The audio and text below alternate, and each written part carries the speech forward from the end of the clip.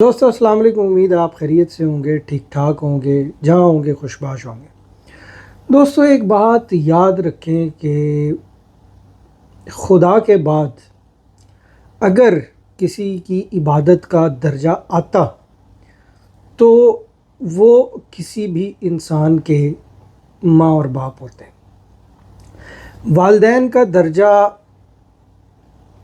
زندگی میں اتنی زیادہ اہمیت کا حامل ہے کہ جس کا اندازہ بہت سارے لوگوں کو، مطلب میجورٹی کو، اکثریت کو اس چیز کا اندازہ تب ہوتا ہے جب والدین کو اللہ تعالیٰ اپنے پاس بلا لیتے ہیں۔ جب اللہ خدا ان کو اپنے پاس بلاتا ہے تو بہت سارے لوگ اس چیز کا احساس کر لیتے ہیں، یا ان کو اس چیز کا احساس ہو جاتا ہے یا ریئلائز ہو جاتا ہے کہ اوہو یہ میرے والدین تھے اور ان کا یہ مرتبہ تھا۔ اور والدین کی موجودگی بہت سارے لوگوں کو، بہت کم جو خوش نصیب لوگ ہیں شاید ان کو اس چیز کا احساس زندگی میں ہو جاتا ہے اور وہ جنت بھی خرید لیتے ہیں اور اس طرح سے خدمت کر لیتے ہیں والدین کی جس طرح کرنے کا حق ہوتا ہے۔ لیکن جب والدین، بہت سارے میجورٹی کو اس چیز کا احساس ان کے جانے کے بعد ہوتا ہے۔ اب قرآن میں جگہ جگہ جو ہے والدین کے ساتھ جو حسن سلوک کا کہا گیا ہے اور ان کی جو اہمیت بیان کی گئی ہے وہ بلا وجہ نہیں کی گئی۔ میرے والدین جب اس دنیا سے گئے تو مجھے اس چیز کا احساس ہوا، کیونکہ میں دور تھا، کام کاج کے سلسلے میں دور تھا ذرا، تو مجھے اس چیز کا احساس ان کے جانے کے بعد ہوا کہ what was the importance of my parents۔ میرے والدین جو تھے وہ ایک اسٹرگلنگ بیک گراؤنڈ سے آ رہے تھے، پاکستان کی مڈل یا پاورٹی کلاس سے بلانگ کرتے تھے اور بہت ہی خدا صفت انسان تھے، باپ بھی اور ماں بھی۔ دونوں نے اپنے اپنے دور کے اندر پاکستان کے اندر نظام کو بھی برداشت کیا، کرپٹ نظام کی سختیاں جھیلیں، اور دوسری طرف وہ نماز، روزہ اور ان چیزوں کے، مطلب دین اسلام کے اتنے پابند تھے۔ والد صاحب جو تھے وہ ایک عالم بھی تھے اور وہ مطلب خطابت بھی کرتے تھے، جمعہ بھی پڑھاتے تھے۔ ان کا ایک یہ بیک گراؤنڈ تھا، انہوں نے مجھے بھی اس فیلڈ میں ڈالا اور پھر اس کے بعد انہوں نے مجھے اسکول بھی داخل کروایا، تو میں اسکول کی طرف نکل گیا اور جو دوسری ایجوکیشن ہے، ٹریڈیشنل ایجوکیشن ہے پاکستان میں، وہ حاصل کی۔ ایک بات کا جو دکھ ہوتا ہے وہ یہ ہوتا ہے کہ والدین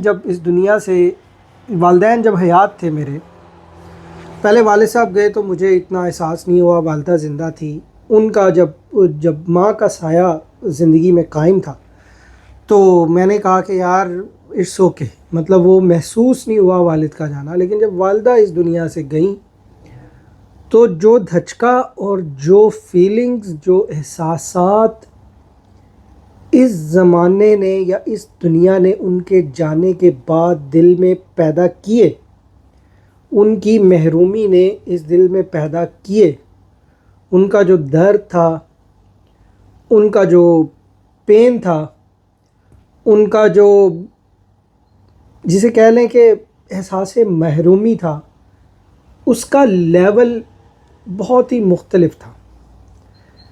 اور میں اسی لیے کہتا ہوں کہ خدا کے بعد، خدا رسول کے بعد جس چیز کا درجہ آتا ہے وہ والدین کا ہے۔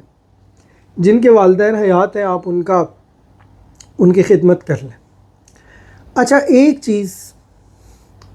چیز جو میں نے والدین کے توسط سے، یا والدین کی یہ بیک گراؤنڈ سنانے کا مقصد یہ تھا کہ والدین میرے انتہا درجے کے مذہبی انسان تھے۔ پاکستان کے اندر جس طرح 80% غربت ہے، مطلب تقریباً اب تو 85% ہو چکی ہوئی ہے حالات کی وجہ سے، تو جو 85% پاکستان میں پاورٹی انڈیکس ہے، جس میں رپورٹس کے مطابق ایک پاکستانی یومیہ $5 کے حساب سے، $5 فی پرسن، پر پرسن کے سے بھی کم آمدن کماتا ہے۔ تو تو اس معاشرے میں تقریباً 85% جہاں پاورٹی انڈیکس ہے، وہیں 85% لوگ جو ہیں وہ کٹر مذہبی یا کسی نہ کسی مذہبی گروہ کے پیچھے چل رہے ہوتے ہیں۔ میں نے جو چیز آبزرو کی، میرا والدین سے میں والدین کے قریب نہیں رہا، مطلب ان کے آخری حصے میں آ کے مجھے اللہ تعالیٰ نے رزق دیا ان سے دور، گھر کے حالات ایسے تھے، غربت کو بھی دور کرنا تھا، بہت ساری چیزوں کا کلا کما کرنا تھا۔ جس پاکستانی نظام نے ان پر چوٹیں لگائی تھی، اس نظام سے بھی لڑ کر غربت کو دور کرنا تھا، کیونکہ ہماری فیملی کوئی ایسی تو ہے نہیں تھی کہ سیاست دانوں سے بلانگ کرتے تھے ہم، یا پھر پاکستان کے کسی بدماش یا کرپٹ ٹولے سے ہمارا تعلق تھا۔ سیدھے سادھے مذہبی لوگ تھے۔ مجھے والدین نے چھوٹے ہوتے مدرسے میں داخل کروا دیا، وہاں سے صدقے کی روٹیاں آتی تھی، اور وہ صدقے کی روٹیاں جس طرح پاکستان میں چل رہا ہوتا ہے، جتنے بھی مدارس ہیں وہ صدقوں اور چندوں کی بنیاد پر چل رہے ہیں۔ اب والدین کا یہ سارا سٹرگلنگ پیریڈ، کیونکہ وہ تو اپنے ذہن میں ایک جو امیج بنا کر بیٹھے ہوئے تھے کہ یہ مذہب ہے سارا جو پاکستان میں چلایا جا رہا ہے، لیکن اس چیز پر ان کا نیگیٹو افیکٹ ہوا، اور پلس وہ جو کرپٹ سسٹم پاکستان کا تھا اس کا اپنا اثر اپنی جگہ پہ تھا۔ ساری زندگی میری والدہ نے، ماں جی نے کپڑے بنا کر سی کر دیے ہم لوگوں کو، انہوں نے ہمارے رزق کا بندوبست کیا، کرتی رہی وہ، لیکن ان کو یہ بات سمجھ نہیں آ سکی کہ پاکستان میں کیا ہو رہا ہے۔ 85% ہی غربت ہے، پاورٹی انڈیکس ہے، اور 85% لوگ ہی مذہب کی کسی نہ کسی آڑ میں ان کو پھنسایا گیا ہے۔ یہ جملہ میرا بڑا اہم ہے، پھنسایا گیا ہے، خود نہیں پھنسے۔ اس کے پیچھے بہت طاقتور لوگ ہیں، اور میں نے یہ ریئلائز کیا، مختصر، میں ادھر ادھر نہ نکل جاؤں، میں مختصر آپ کو ایک یہ بات بتا دوں کہ اس چیز کے پیچھے میں نے ایک چیز یہ ریئلائز کی کہ یار 80 سال یا 70 سال میرے والد صاحب کی عمر تھی، 75 سال یا 73 سال میری والدہ نے عمر پائی، تو 73 سال میں سے تقریباً 50 یا 60 سال، 55 سال وہ تو ان کے مشکلات اور پریشانیوں اور سٹرگلز میں گزر گئے۔ جب ہمارا بڑا ہونے کا ٹائم آیا، خوشیاں دینے کا ٹائم آیا، تو وہ چل بسے۔ تو مجھے ایک چیز یہ ریئلائز ہوئی کہ زندگی میں دو چیزیں بہت اہم ہیں پاکستانیوں کے لیے، اور میں نے اس چیز کا ارادہ کر لیا ہے کہ پاکستان کے غریب کو، پاکستان کا غریب کا اصل مسئلہ کیا ہے، اس پر بات کرنی ہے۔ اب میں آپ کو اگلی بات بتانے لگا ہوں، بڑے غور سے سنیے گا۔ پاکستان کے غریب سے، غریب کا مسئلہ کیا ہے یہ غریب بھی جانتا ہے، لیکن غریب کی سینسز کو چھین لیا گیا ہے۔ سب سے جو خطرناک بات کی گئی، سب سے جو خطرناک بات کی گئی وہ یہی ہے کہ غریب کی قوت گویائی اور جسے کہتے ہیں بصیرت، اس کو کنفیوز کر کے مس گائیڈ کر دیا گیا۔ پاکستان کے اندر میں آپ کو مثال دے دیتا ہوں، آپ کو جو چیز سوچنے والی بات ہے وہ یہ نہیں ہے کہ پاکستان کا غریب غریب ہے، یہ نہیں ہے پاکستان کے غریب بڑھتے ہی جا رہے ہیں۔ پہلے پاورٹی انڈیکس 75% تھا، اب 10% اضافہ ہو گیا، تقریباً 25 کروڑ میں سے 23 کروڑ آبادی ادھر ادھر دھکے کھا رہی ہے۔ پاکستان کا مسئلہ یہ نہیں ہے۔ جب بھی آپ نے اس طرح کے ایشوز پہ بات کرنی ہوتی ہے تو اس سے پہلے آپ یہ دیکھتے ہیں کہ ان تمام چیزوں کا روٹ کاز، اس کی جڑ کیا تھی۔ اب میں آپ کو اس سے بھی خطرناک بات بتانے لگا ہوں، یہ جو بات میں نے کہی نا، اس سے بھی خطرناک بات بتانے لگا ہوں، اور وہ خطرناک بات یہ ہے کہ 85% لوگ اپنی غربت سے باہر نکل آتے ہیں، نظام کو درست کر لیتے ہیں، لیکن خطرناک بات یہ ہے کہ 85% اس نظام سے متفق ہیں، اس نظام کے ساتھ ایگری کسی نہ کسی شکل میں۔ اس کے پیچھے کار فرما عناصر جو ہوتے ہیں وہ ہوتے ہیں ہپنوٹائزیشن.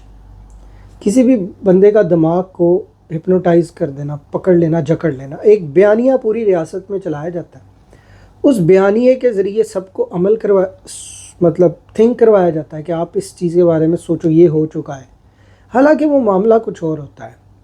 کبھی سوچیں اس بھیانک سین کا یا اس بھیانک چیزوں کا کہ آپ کی 60%، 65% آبادی، 85% میں سے جو 100% میں سے جو 65% طبقہ ہے، 85% تو سطح غربت پہ رہ رہے ہیں نا.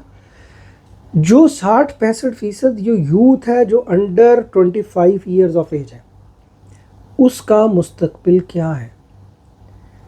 اچھا، اب یہ بھی خطرناک بات نہیں ہے. خطرناک بات یہ ہے کہ اس یوتھ کو ڈسٹریکٹ کرنے کے لیے طرح طرح کے حربے استعمال کیے جا رہے ہیں کہ یہ یوتھ مینٹلی طور پر اپنے بڑوں کے ہی زندگی کے نقش قدم پر چلے. مطلب جس طرح ان کے ماں باپ نے تکلیفیں دیکھیں اور پاکستان کے کرپٹ سسٹم کی ٹینشنیں اور بدماشیاں اور کرپشن لے کر اس دنیا سے گئے، اسی طریقے سے یہ 60-65% لوگ بھی اسی مائنڈ سیٹ کا شکار رہیں. کیونکہ جس دن اگر مائنڈ سیٹ کھل گیا نا آپ کا، تو پھر سب لوگ بے نقاب ہو جائیں گے. جو بھی جھوٹے بیانیے بنائے جاتے ہیں وہ بے نقاب ہو جائیں گے. اچھا، ان بیانیوں کے اندر جو ہے وہ تمام سیاستدان اور اینکرز بھی شامل ہیں. آپ کی اطلاع کے لیے عرض ہے، میں کوئی نون لیگ کا یا پی ٹی آئی کا نہیں ہوں، لیکن آپ ناراض ہوں یا اس بات کو برا مانیں کہ اس بیانیے کے اندر نون لیگ اور پی ٹی آئی اور جتنی بھی سیاسی جماعتیں ہیں، سب کی سب اسی بوگس بیانیے پر ہی اپنی سیاست چلاتے ہیں کہ جناب مہنگائی ہو گئی، ہم لوگ مہنگائی کم کر دیں گے، ہم لوگ آٹا سستا کر دیں گے. حالانکہ قوم کے مستقبل کو جس چیز سے خطرہ ہے وہ یہ چیز ہے ہی نہیں. اچھا، اسی طریقے سے پاکستان کے اندر آئے دن نئے نئے مذہبی گروہ اور گروپس اور فرقے بھی لانچ کیے جاتے ہیں. پھر ان کو بچوں کی یونیورسٹیز میں بھی بھیجا جاتا ہے. وہ بھی آپ کے مسائل کا حل نہیں ہے. آپ کے مسائل کا حل ہے سسٹینیبل سسٹم فار فیوچر. آپ نے مستقبل میں پاکستان کی پالیسیز کیا بنا رہے ہیں؟ دس از دا تھنگ. قوم کو اداب اور تمیز تو سکھائے نہیں. قوم کو کسی ایک بھی معاملے میں یونٹی یا وحدت تو سکھائی نہیں. اور قوم کے اندر مذہبی فرقہ واریت اور مذہبی گروپس دھڑا دھڑ لانچ کیے جا رہے ہیں. ٹیلی ویژن پر پروگرامز بھی ہو رہے ہیں. آخر یہ سارا ایکو سسٹم کون چلا رہا ہے؟ پاکستان کے اندر عمران خان کے کان میں یہ پھونک کس نے ماری تھی؟ میں مدینہ کی ریاست کی بات کروں. کنفیوژن کا شکار آپ نے جیسے ہی اس نے ریاست مدینہ کا نام لیا، عوام نے اس کو لعن طعن بھی کیا، عوام کنفیوژن کا شکار بھی ہو گئی، اور اصل جو چیز تھی نظام انصاف اس سے توجہ ہٹ چکی تھی. پاکستان کے اندر جو لوگ آپ کو یہ بتاتے ہیں کہ آج آسمان میں پورٹلز کھل گئے، عقل، دماغ، دل اور ڈیفرنٹ چیزوں کو قرآن سے ثابت کرنے کے لیے ساحل ادیم، کیسر راجے اور یا مقبول، یہ آپ کے بڑے پرانے ٹیم کے کھلاڑی ہیں. یہ بھی اسی ایکو سسٹم کا حصہ ہے. قوم کا مسئلہ یہ ہے ہی نہیں ہے کہ قرآن کے مطابق آسمان پہ پورٹلز کہاں سے کھلتے ہیں. ہاں، اگر آپ اتنے پہنچے ہوئے سائنسدان ہوتے ہیں، آپ کی قوم سائنٹسٹ ہوتی، جس طرح ناسا یا مختلف ادارے فل ٹائم اپنا گورنمنٹ کے اندر ایک ادارہ بنا کر پوری R&D اور ریسرچ کرتے ہیں، اگر اس طریقے سے آپ کے معاملات ہوتے تو ہم کرتے تسخیر کائنات. ٹھیک ہے، ابھی بھی کرنی چاہیے، جو کر رہے ہیں کرنی چاہیے، وہ ضرورت ہے. لیکن 85% پاورٹی انڈیکس کے ساتھ، 85% اس قوم کے ساتھ جو ایک دوسرے کو گندا دودھ پلا رہی ہے اور گندی خوراکیں کھا کھا کر ہارٹ اٹیک کا شکار ہو کر ذلالت والی موت مرتی جا رہی ہے. This is the destination. Is this the destination of this nation? جب اس طرح کی ڈیسٹینیشن ہے اور پریکٹیکلی بھی یہ ہو رہا ہے، تو ساحل ادیم کو یونیورسٹیوں میں بلا کر لیکچرز دلوانے، فلانا ملحد ہو چکا ہے، فلانے کے ساتھ مذہب پہ چھیڑخانی کرنا، یہ سارے کس کے ایجنڈے پر کام کر رہے ہیں؟ مجھے صرف، ہم اپنی سیریز جاری رکھیں گے، میرا مقصد آپ کو سمجھ آ گیا ہوگا پاکستان کے اندر پالیسی میں کی جب میں نے جن 2 خطرات کا اظہار کیا، ان خطرات کے ہوتے ہوئے مطلب قوم جب اس چیز پہ آمادہ ہو چکی ہے کہ ہمیں یہی نظام چاہیے، وہ اس چیز پہ مطمئن ہے، خاص کر پنجاب کے لوگ جو لر پاک کا ڈنمارک سے آیا ہوا امپورٹڈ مکھن جلال سنز سے خرید کر کھا سکتے ہیں، ڈان بریڈ اور امپورٹڈ بریڈ اور جلال سنز کی اور الفتح کی بریڈ لے کر کھا سکتے ہیں، جو طرح طرح کے امپورٹڈ آئٹمز استعمال کر کے اپنی صحت، خالص دودھ، انہار ملک اور پتہ نہیں کیا کیا خالص دودھ کا جن کے پاس رسائی ہے، وہ ہٹے کٹے پنجابی سو رہے ہیں۔ وہ یہی کہہ رہے ہیں کہ چلو 85% غریب ہوئے ہیں، لیکن چلو ہم تو اپنا سسٹم چلا رہے ہیں۔ لیکن یہ جو آگ لگا دی آپ نے، کیا یہ آپ کے بچوں، کل کو آپ نے جن بچوں کو جنم دیا ہے، کیا یہ آگ ان تک نہیں پہنچے گی؟ کیا یہ آگ ان بچوں کے گرے بانوں کو نہیں پکڑے گی؟ اور پکڑ بھی رہی ہے۔ آپ اپنے بچوں کو ویزے لگوا کر باہر بیچ رہے ہیں، یہ کس چیز کا نتیجہ ہے؟ مجھے جو خوف آتا ہے، میں یہ ویڈیو سیریز شروع کرنے سے پہلے میں یہ اکثر میرے ذہن میں بڑا خیال آتا ہے کہ یار عوام نے تو ٹھیک ہونا نہیں ہے، عوام تو مطمئن ہے۔ میں چند ایک لوگوں سے ملا، انہوں نے کہا کہ جی اسلام میں جو ہے نا وہ ہم کافروں کو پٹا ڈالتے ہیں، ہم ڈالیں گے، ہماری فوج ڈالے گی، ہم جہادی ہیں، ہم یہ ہیں۔ عوام کے اندر یہ سوچ ہے، آپ فوج پہ تنقید کیوں کرتے ہیں؟ دس از مائی کویسچن، کہ سوچ آپ کی عوام کے اندر ہے۔ میں نے آپ کو بتایا نا 85% عوام کسی نہ کسی مذہبی گروہ کے انفلوئنس کے یا فرقے کے انڈر آتی ہے۔ اب ان فرقوں کا جو بیسک کرکس ہوتا ہے وہ یہی ہوتا ہے کہ لڑو مارو پاکستان کے اندر۔ حالانکہ ڈائنامکس بدل چکے ہیں، جنگ کے لوازمات اور تقاضے بدل چکے ہیں۔ اب تو جو گروپس پاکستان کے اندر مذہبی گروپس ہیں ان کی جانب محفوظ نہیں ہے۔ یوٹیوب پہ پاکستانی کلیرکس اور عوام ایک دوسرے کے اوپر فتوے لگا کر ایک دوسرے کو کافر قرار دیے جا رہے ہیں، حالانکہ ملک کی آبادی میں 99 یا 98% مسلمان ہیں جو ہجرت کر کے یہاں سے آئے تھے، اسپیشلی ہم اسلامی ملک بنانے جا رہے ہیں۔ اب تو 99% مسلمان ہیں، 1% تو جو ہیں باقی بچ گئے ہیں، وہ تو اپنی جان کی خیر منا کر باہر کے ملکوں میں بھاگ رہے ہیں۔ تو جب تمام لینڈسکیپ اور ایکو سسٹم جو بھی شخص یہ چلا رہا ہے، ظاہر ہے کہ پالیسی میکرز ہیں، سیاستدان ہیں، ان کے زیر انڈر چل رہا ہے، جن کے اپنی نیشنلٹیز ڈوئل نیشنلٹی ہے۔ اب خطرناک بات یہ ہے، جب میں نے یہ بیانیہ بنایا، میں نے کہا عوام تو خود اس بیانیے کے اوپر کھڑی ہوئی ہے جس بیانیے نے ان کی تباہی کی تھی۔ مطلب وہ عوام اس پہ بلیو کر رہی ہے کہ جو بیانیہ ریاست پاکستان کے اندر جس طریقے سے مذہب کو چلایا جا رہا ہے وہ بالکل ٹھیک ہے، حالانکہ اس کے اپوزٹ ہے۔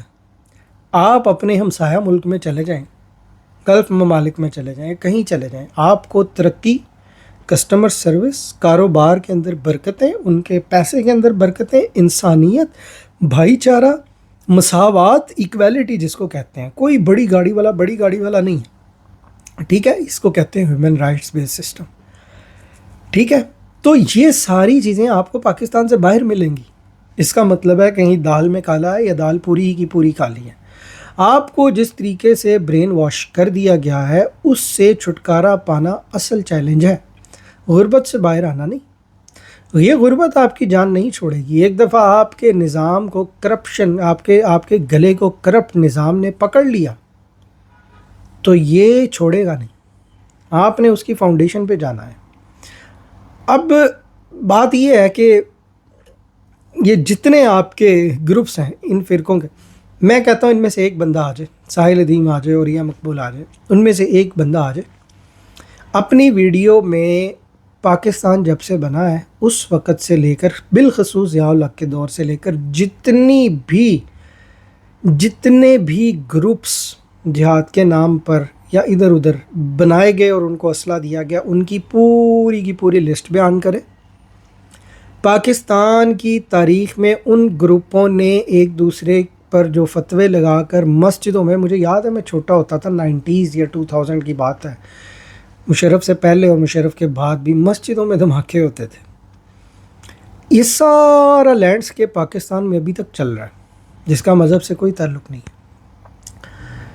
ضیاء الحق نے $3 بلین لے کر جہاد کیا، اس کے کیا اثرات ہوئے، یہ ساری کی ساری چیزیں یہ ادیم قدیم یہ سارے بیان کر دیں اور بتائیں کہ ہماری ریالٹی یہ ہے، یہ تنظیمیں اٹھائی گئی تھی اور اس بندہ اس تنظیم کو بنانے میں شامل تھا، اور بتائے کہ ان تمام چیزوں کا اسلام سے تعلق نہیں ہے، ہم نے یہ بنائی تھی اور ہم ابھی بھی یہ غلطی اس طرح کی پالیسیز بنا رہے ہیں. پھر یہ بھی بتائے، پھر صاحب دین یہ بھی بتائے کہ مفتی عبد الرحمن کا مدرسہ جو فیصل آباد میں ہے، جہاں پر ایک بچے سے زیادتی ہوئی اور پھر اس کو سفارشیں ڈلوا کر اس کی ضمانت کروا لے گئی، اس نے بچے کو چیر پھاڑ دیا زیادتی کر کے.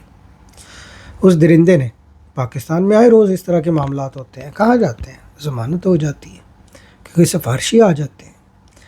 بتائے کہ اس مدرسے میں بچوں کو داخل کروانا حلال ہے یا حرام ہے. بتائے کہ ایسے مدرسوں کے لیے پاکستان میں پالیسی سازی کی ضرورت ہے کہ نہیں. اگر وہ اس طرح کی ویڈیو بنا دیتا ہے میں اس کے ساتھ کھڑا ہوں. اس کی تمام بونگیاں ایک سائیڈ پر، جس کی آپ کو ضرورت ہی نہیں ہے کہ میٹا فزکس پورٹلز کھل گئے آسمانوں پہ.